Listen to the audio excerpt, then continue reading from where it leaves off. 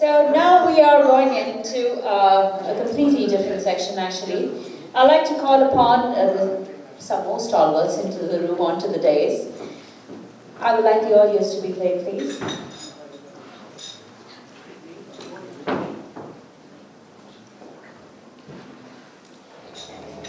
Captain Sanjay Maini joined International Registries Incorporated and its affiliates, IRI, in 2007 as country head, Indian subcontinent, and established the Mumbai office. IRI provides administrative and technical support to the Republic of the Marshall Islands Maritime and corporate registries. Captain Maini has more than 20 years of experience at sea, including 8 years spent as a master on tankers. Captain Maini is on the technical committee of the Indian Register of Shipping, the advisory board of various maritime committees, and is a founding member of the Maritime Awareness Program Society, MAPS. He is on the executive committee of the different Rajendra Chanakya Ex-Cadets Association. He is an avid golfer and has been instrumental in setting up many golf tournaments in Maharashtra. Ladies and gentlemen, let's welcome Captain Sanjay Maini.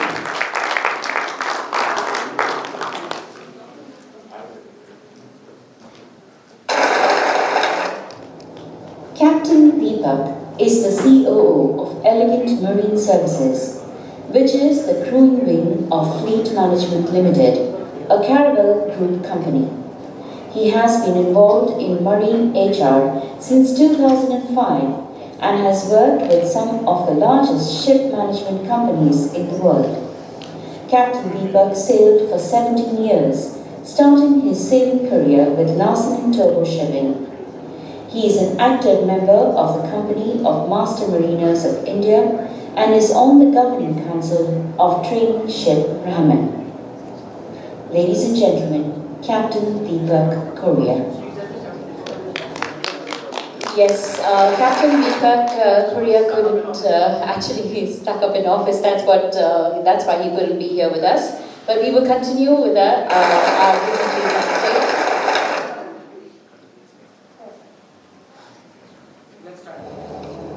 Captain Sanjay Maini.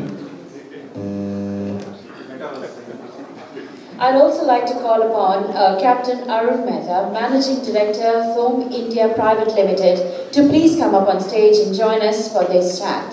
Ladies and gentlemen, please welcome Captain Arun Mehta.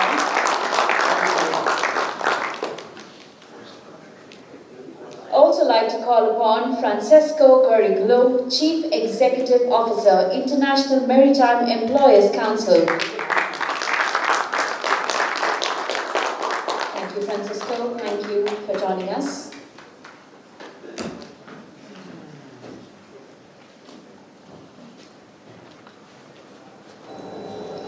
Captain Manoj Gandhi is ex-Rajendra with his initial years with the Shipping Corporation of India, and later he worked with Volume Ship Management Limited, where he spent 23 years from Master to Vice President, Fleet Personnel Operation.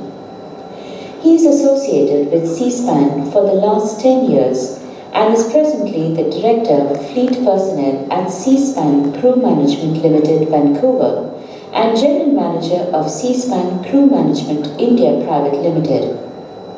He is based in Mumbai and oversees the fleet personnel operation of 122 Seaspan owned and managed vessels. He is excited about the $10 billion Seaspan new building program underway, consisting of 70 container vessels ranging from 7,000 TEUs to 24,000 TEUs. 13 vessels have been delivered and 57 vessels will be delivered by the end of 2024. An avid reader, Captain Gandhi harbors interest in business financials. He loves to spend quality time with his family, friends, and AMP batchmates, and of course at conferences like the Future Skills Maritime. Ladies and gentlemen, Captain Manoj Gandhi, please join us. We also have Captain Varshney is a product of the 1983-85 batch of T.S. Rajendra. He completed his cadetship in the famous company Scindias and then spent 3 years sailing in Wallam Ship Management till 1999. Later, he sailed in B ships as master for 10 years until 2011, after which he joined IMI Noida, heading the institute as the CEO since 2014. Captain Varshney is highly regarded in the industry for his knowledge and experience in developing quality training for students of Maritime. Ladies and gentlemen, Captain Varshney. I would like to call upon Captain Sanjay Maini to lead the moderation of this.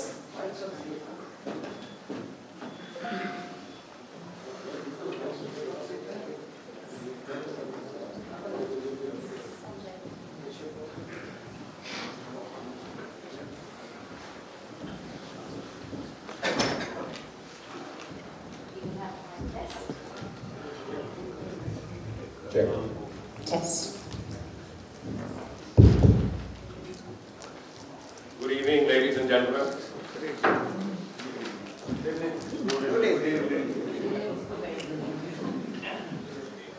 I have been let on to a little secret by Captain Mukherjee that we are running late.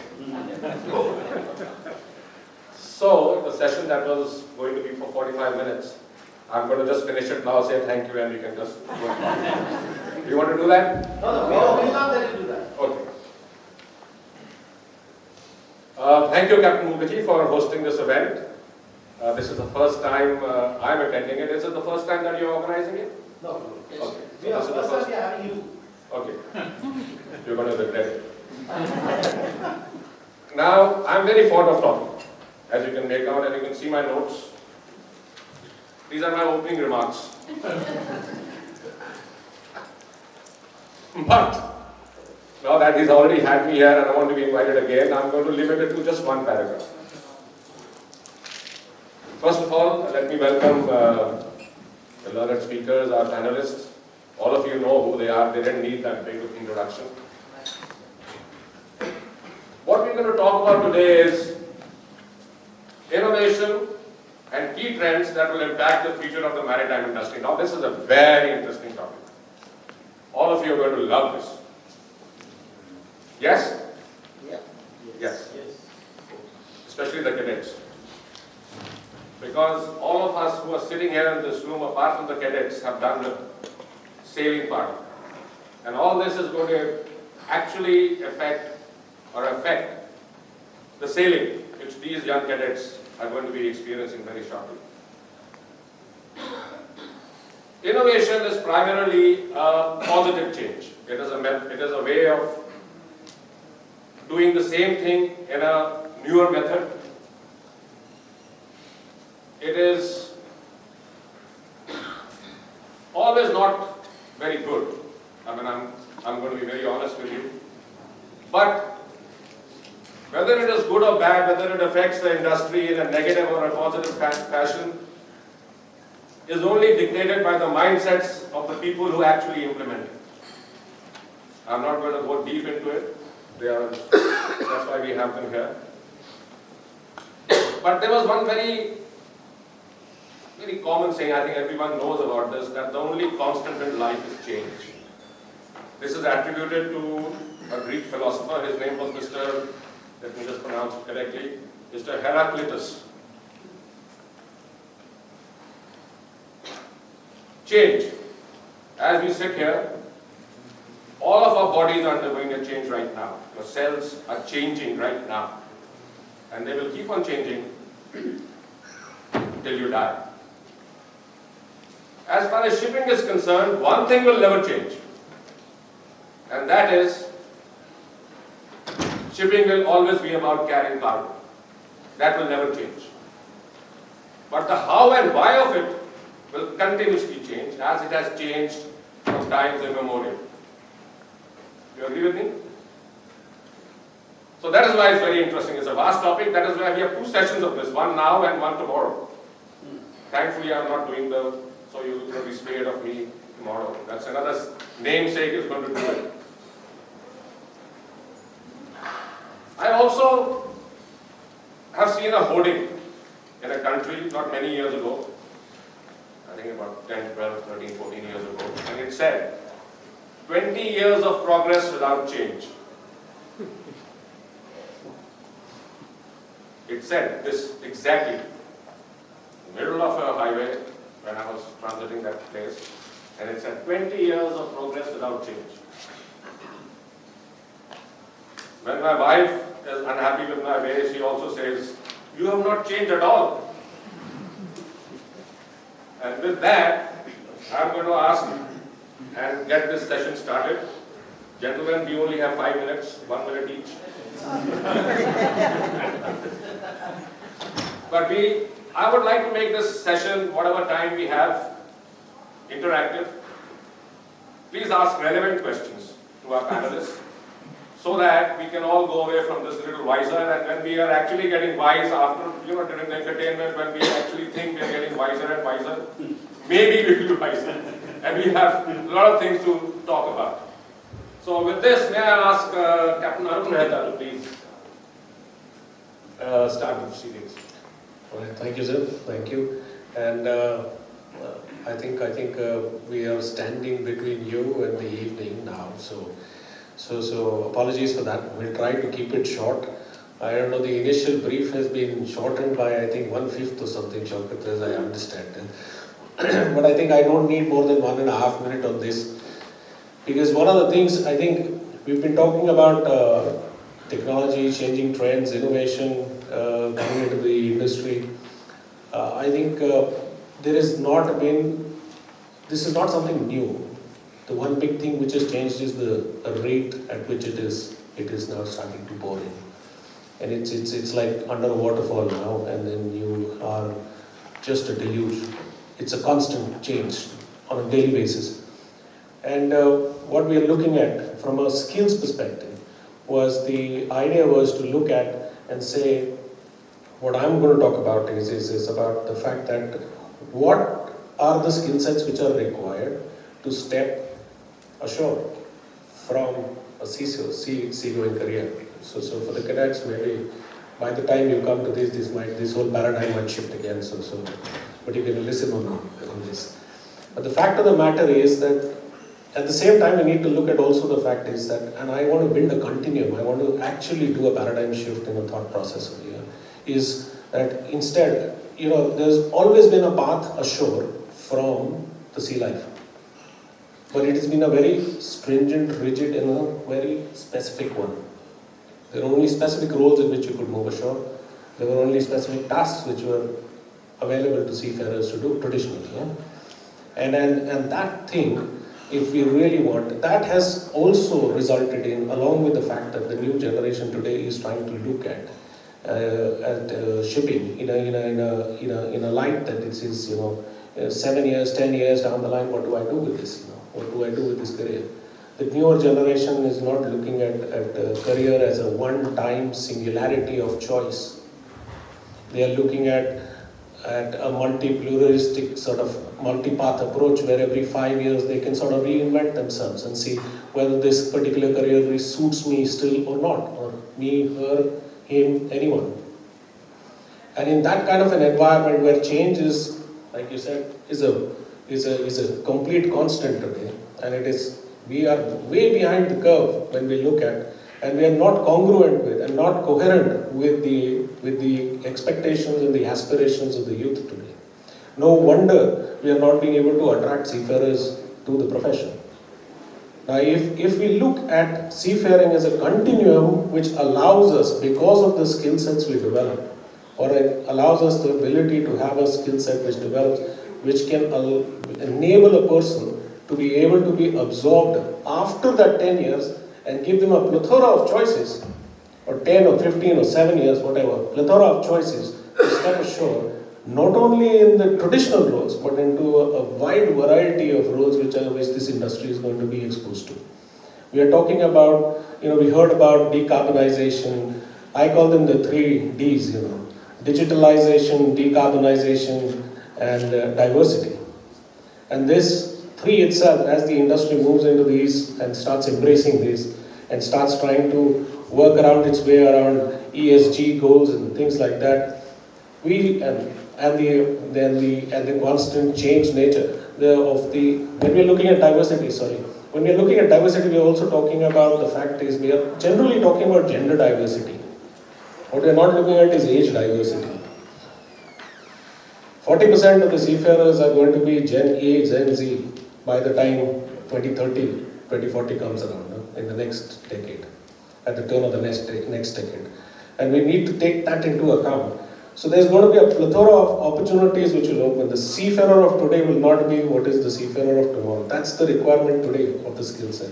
But if we can create a paradigm shift and say that we need to empower seafarers with other holistic skills which can allow them to transition into the greater maritime domain, then we will have bridged the actual skill gap. That is the trend which we need to embrace, rather than to look at as two separate parts, a seagoing career versus a career ashore. It has to be a continuum which needs to be coming in. The advantages to the seafarer: ability to move into a career and then progress and change as and when required. To the organizations, you get a talent pool which you can hold today for what we were talking about, that whoever are the seafarers coming in today, ships coming in today, they're going to be around for the next 15, 20, 25 years. So there is for the organizations, they can hone in-house talent, and in-house talent which can groom in and go around.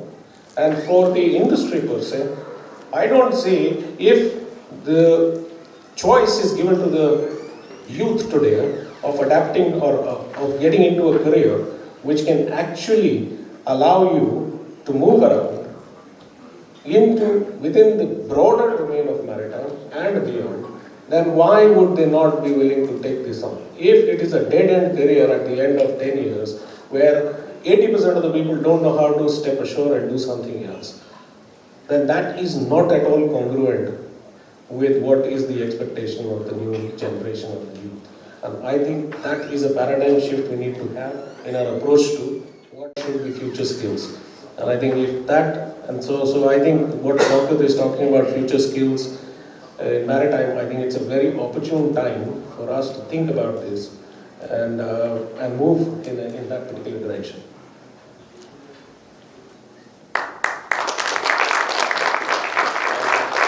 Thank you, Arun.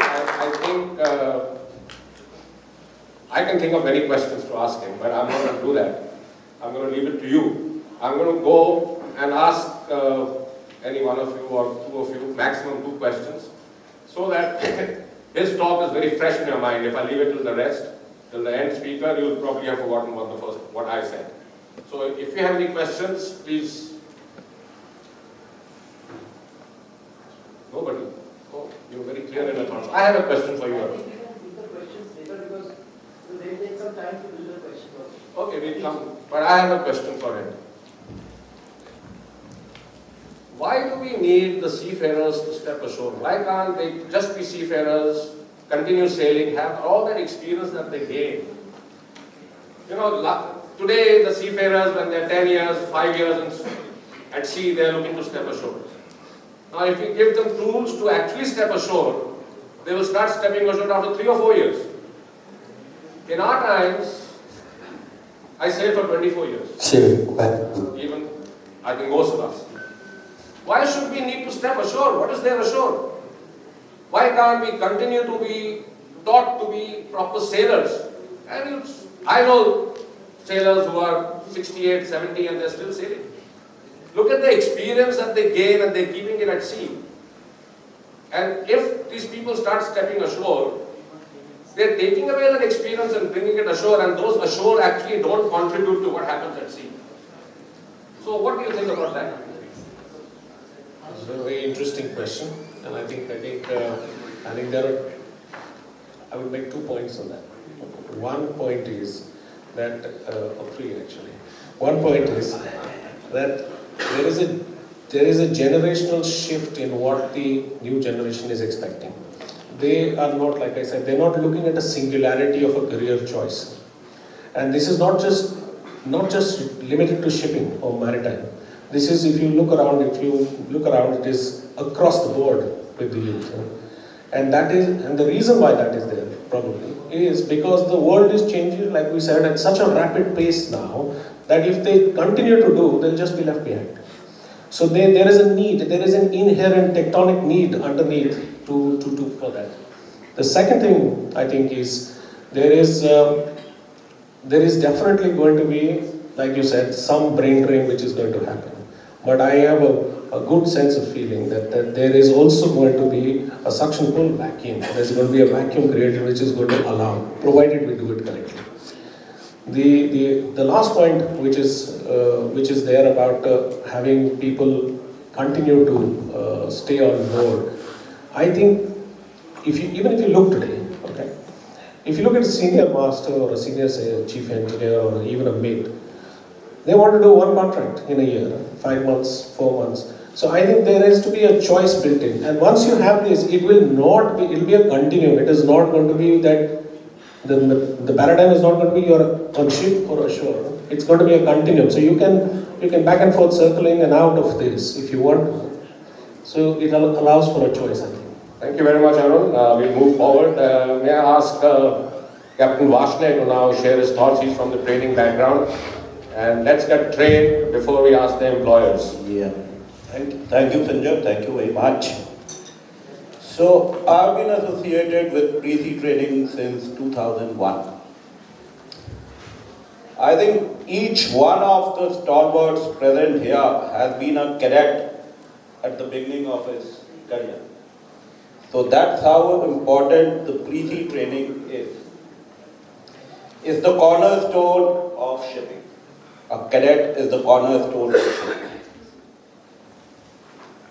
I am here to speak to you about the diversity, how to get the right talent, how to attract the right talent, and how to retain the right talent. Now, when I started in 2001, we did not have a single girl cadet. And now we are in 2023, out of 380 cadets that I have in my institute, we have only 8 girl cadets. So, now what is happening after class 12th? 50% of the students who have cleared class 12, who are eligible for this career, are going out of the equation. Why? Because our profession is not seen as a gender-neutral profession. It is seen as a bastion of male only. So our choice is reduced to 50%. Then another thing that Captain Arun talked about, this generation which is coming now, it wants more from life. The sea career, if it does not give them everything that they require, they'll just move out of it. They are here and they have got their goals clear. They come here with an expectation, and when they find out that there's more in life than what the career is offering them. So they just move out. We have so many boys who have passed out from our institute.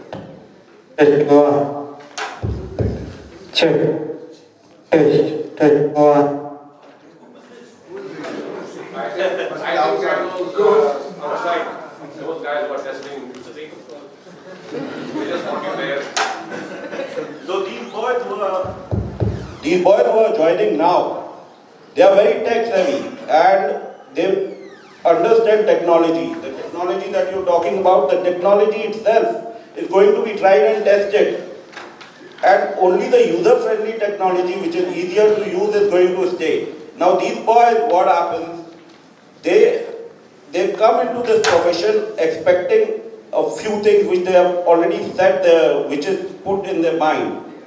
So when they find that it is not what they were expecting, they go into a career of finance, they go into a career, they do MBA, and they move on in profession. They don't even wait for getting a command. So they are very clear in their mind what they want from life. The attention span of this generation is very short. You can't keep them hooked on to a thing which does not interest them for very long. Sea carrier has changed tremendously, Captain Maini, from when we were sailing. We used to get shore leave, we used to get time in port. There were 60 people on board, now there are 20 people on board. There's loneliness.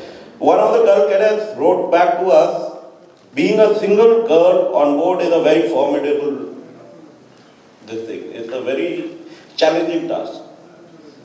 So the loneliness catches up with the girl. So we have to be perceived by the society that we are taking all these steps to make it a women-friendly profession, sir. We are doing a lot of things to attract girls, but it is not readily apparent to the society at large. We have got a lot of girl cadets who passed out of our institute and who are a very big success. So we have to showcase these girls who have made a success out of this profession. And we have to get the other girls interested. We have to get their parents interested into this profession. Only then we will be able to get a truly gender neutral profession, you know. We must have at least 10%. We should aim for 10%. We have got now 2%, which Andrew said we had 2%. And actually in our institute we have 2%. So we should aim at least for 10% and then progressively increase it to 20, 25 and 30%. We must have at least 2-3 girls on board, which is a policy which many companies are having. So that is about it. I think we need to evolve as a profession to attract the right talent into the profession. Thank you, Saurabh. That was interesting. I'm sure there are many questions, and I'm sure a lot of you will like to share your thoughts on this, because this is the current very, very hot topic all across the board in all conferences. When I was a cadet in 1982, I actually sailed with girl cadets, but they were not Indians. So we as a country in this particular thing are way behind in the rest.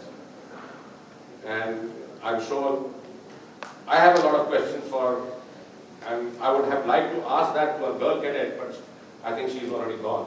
So we'll move on and hold on to your questions, and we'll come to that later. Can I ask Captain Gandhi to please now share his thoughts on this innovation and future trends? Okay, thank you for listening on.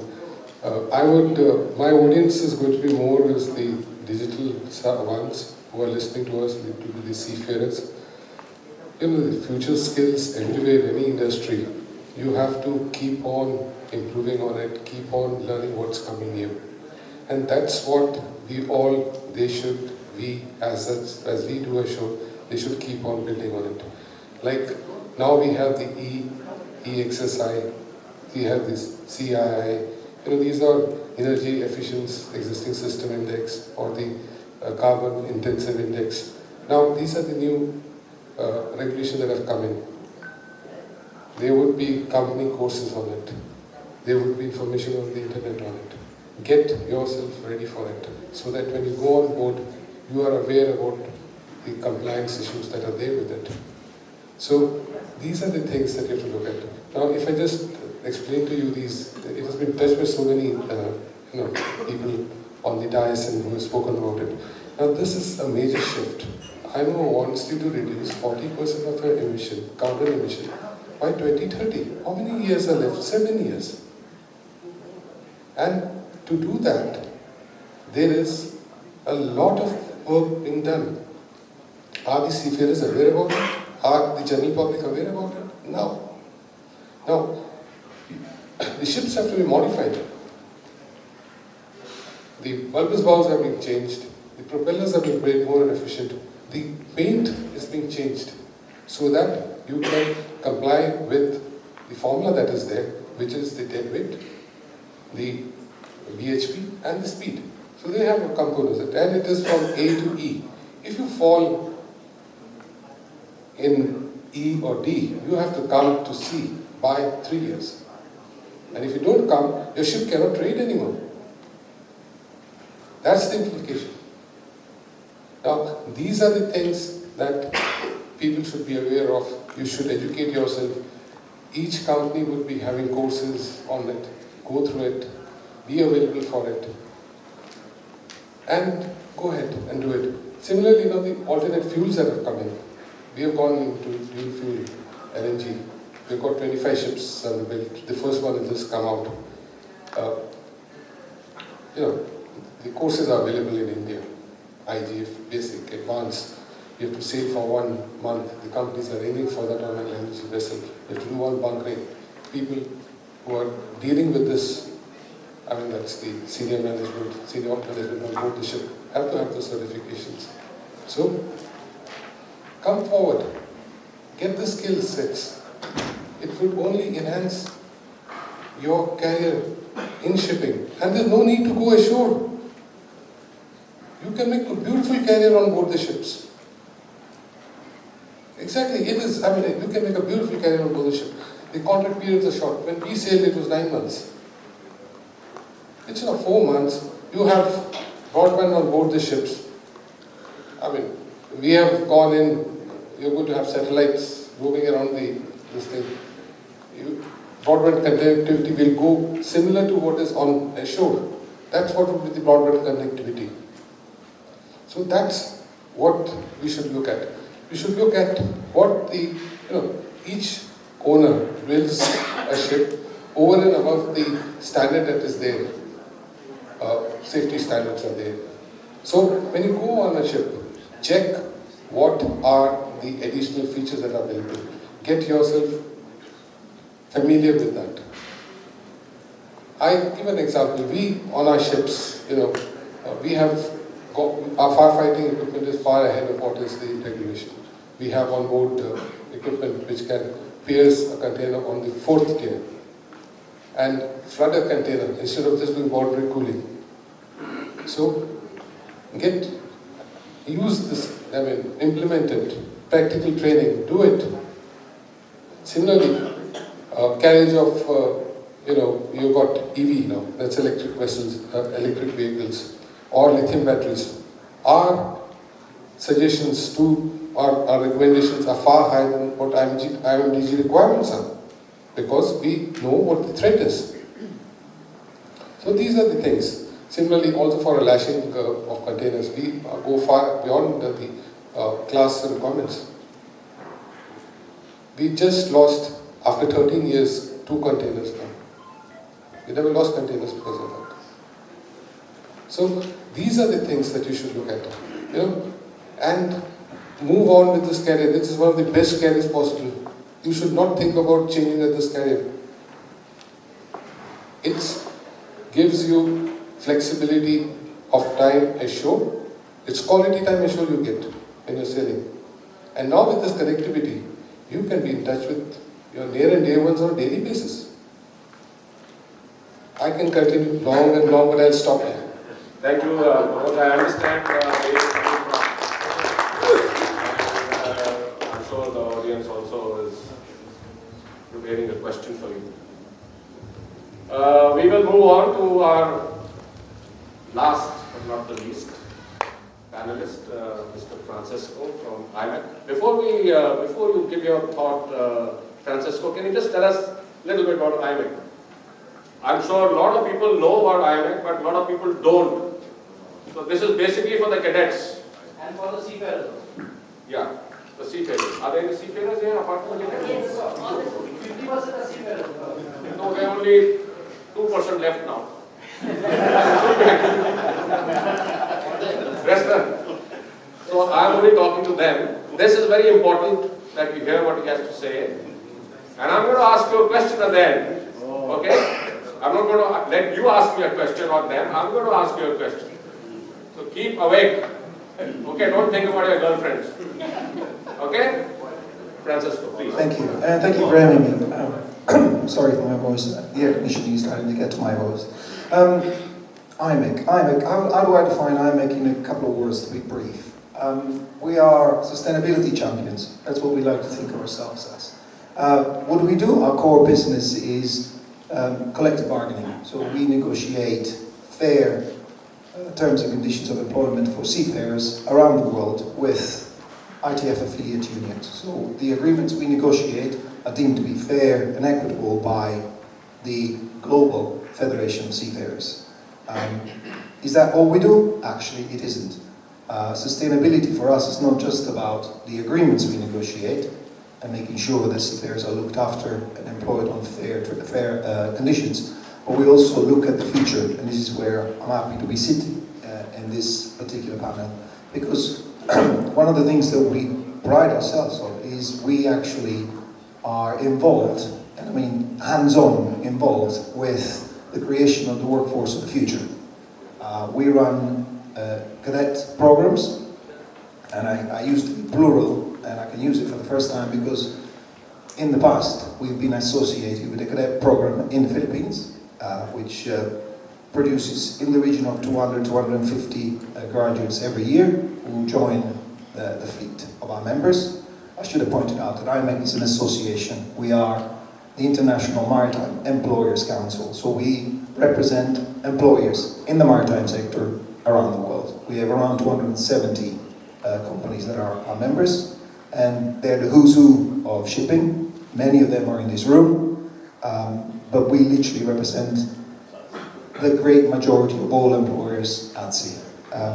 What we do, we actually use some of the funds that come from the collective bargaining activities we conduct with the ITF to actually train up seafarers and to also pioneer training courses that would otherwise not see the light of day, because a lot of employers might actually be a bit hesitant to put money into something that's unproven, something that it's not tried and tested out there. This is where we come in. We're the guys with the torch in the dark, trying to actually, I say, mine the periphery. We look at what's coming up behind the horizon.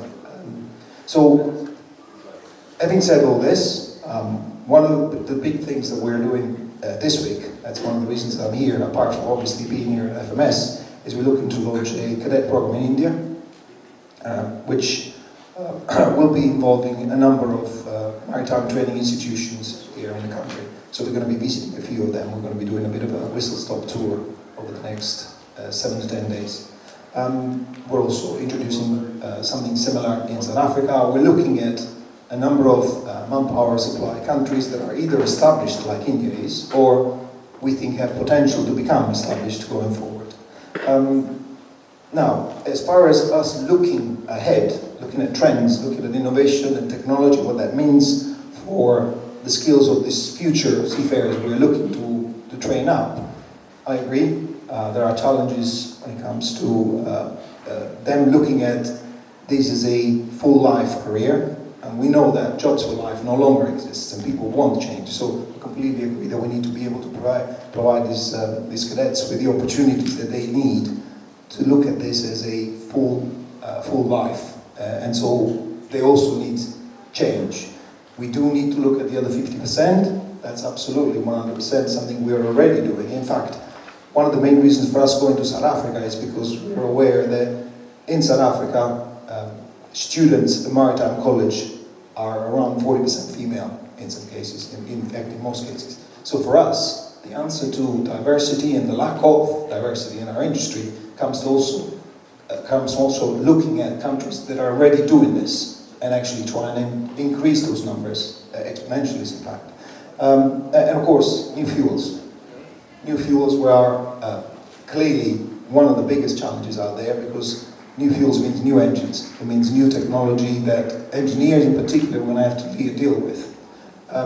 All of those things are part of some that we are working on. We're working on with both the ITF, the employees representatives, but also the International Chamber of Shipping, which is the global association of national ship owners associations. So we're looking at this from an employee perspective, from an employer perspective, and from a perspective of the people that actually produce, or rather own the tonnage, own the technology, own the decision-making power to actually look at what's coming next.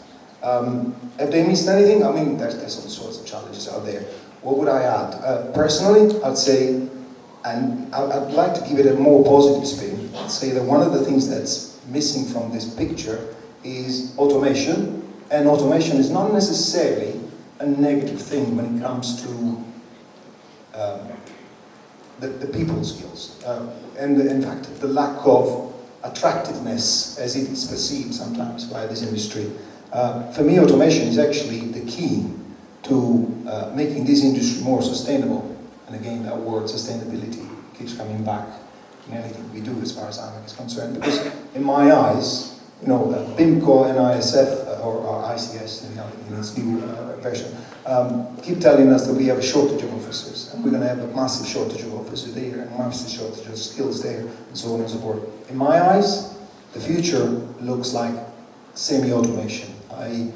the officers that are short now will actually no longer be required because we will need less people on the ship. And in fact, in some cases, some of those skills will be skills that will be required in operation centers ashore, operation centers that will look at remotely controlling these vessels. And we're not talking about all vessels, we're only talking about certain type of vessels that obviously lend themselves to this particular approach. But the reality is that development in the industry, more technological ships, ships that have better access to communication in all sorts of cases, means that a different caliber of seafarer will need to be formed, and also a different kind of person will be attracted to this particular career. The kind of person that currently is attracted to perhaps a more sedentary job will perhaps be attracted to doing a job that is that involves them basically operating ashore in a control center, in a remote control center. There's other people that don't want to go to sea because they want to see their kids every day. They'll be able to do this and see their kids every day. I mean, I was a seafarer.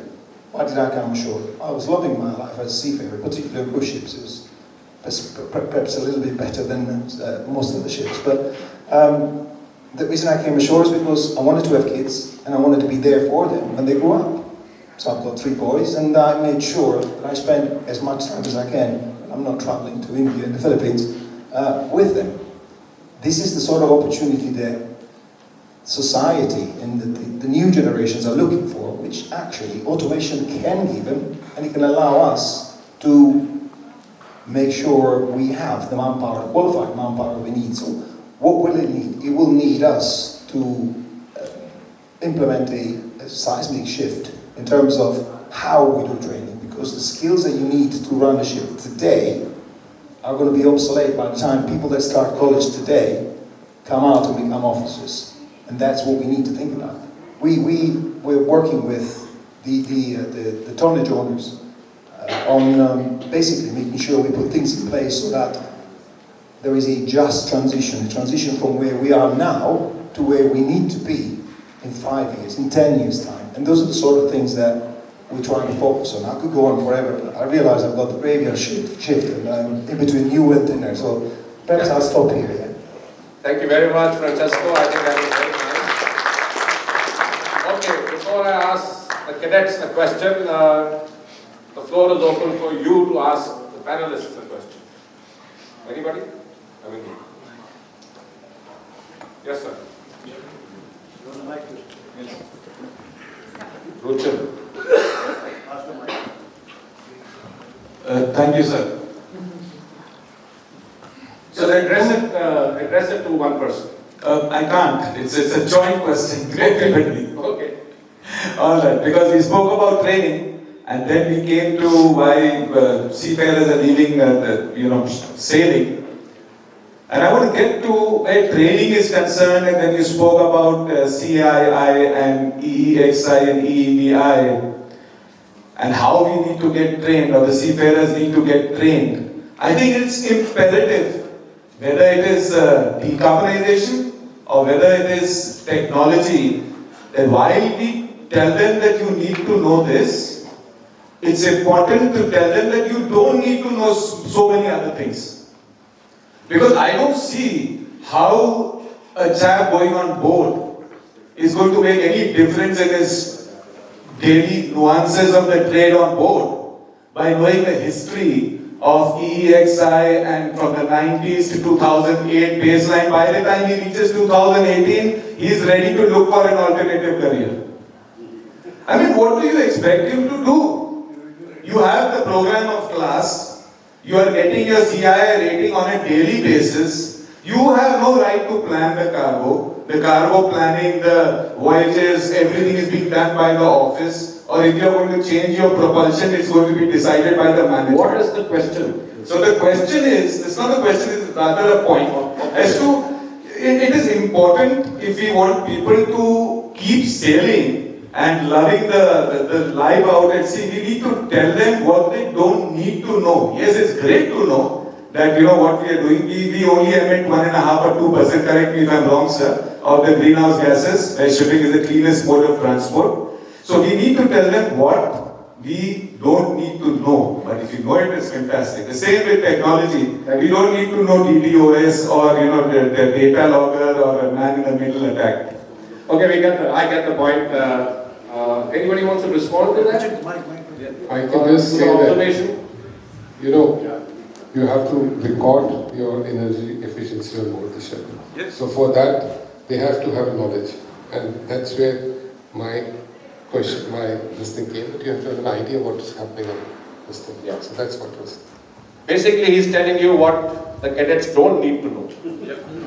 And there are certain things that said, it is a proven fact that a lot of these new entrants into the shipping industry, they leave the shipping job in between and look for another job. My question is, in these courses that are constituted now, in some of the colleges, is there any lineage planned in the universities itself or the colleges that when these guys are trained and if they leave the job in between, that they can have the continuity instead of falling back? Okay. Arun, do you want to take that? Okay, thank you. I think if I understand your question correctly, is that you're talking about is basically when people step out of sea shoes, then how can they come back into it, and what are the regulatory frameworks which are there? Am I correct in summarizing your question? That's correct, sir. So I think regulatory frameworks are existing as of today. But you're absolutely right that we need to, when we start looking at newer skills and newer ways, then we need to also equally participate along with the regulatory bodies to come up not just with the frameworks in isolation, but it has to be something where there has to be a concurrent, congruent approach which the regulatory bodies have to take into account. So you just heard about something called just transition. And if you see, this just transition is something which is not something which is, it has been taken up from ILO's perspective, it is there is a nice initiative on decarbonization and the skills required for the future. It is also something which has been taken up from after COP26, which was held. So if you look at those, there are frameworks which are existing, but I do appreciate and I understand that and I accept that there has to be a much more cohesive approach and much more collaborative approach when it comes to this. Thank you, Arun. I think that's, we'll have to call it a day here because we are really running out of time. The question to the cadets, I'm going to ask you in the evening. Okay, I'm going to catch one of you and I'm going to ask you. Listen, don't go near him in the evening, okay? Okay, thank you so much, everyone here. I think we were a little short of time because this session is really interesting. The topic is very interesting and we could have gone on and on. I think the next session tomorrow will be a little more longer and we can participate with more questions there. I'm sure they're going to say the same thing. So, but it will be said in a different way. Okay, thank you so much and really appreciate you coming all this way to Goa. And now it's time to party after Shaukat has finished his moderation. I'm going to time you, Shaukat. It's going to be not more than 10 minutes, okay? Thank you, Captain Maini. Thank you, panelists. Please remain on stage. I'd like to invite Dr. Maini Shankar to please come and join us, and Captain Shankar Supra to please come up to help us give up the mementos of gratitude. Okay, no problem. All right. Captain Talwar, if you're in the audience, please join us on stage. Captain Talwar. Thank you. We just to this amazing panelist for sharing all the thoughts. And let's hear that applause. I think, yes, I know we have a little bit of an energy. Don't worry, we have an excellent gala night coming up.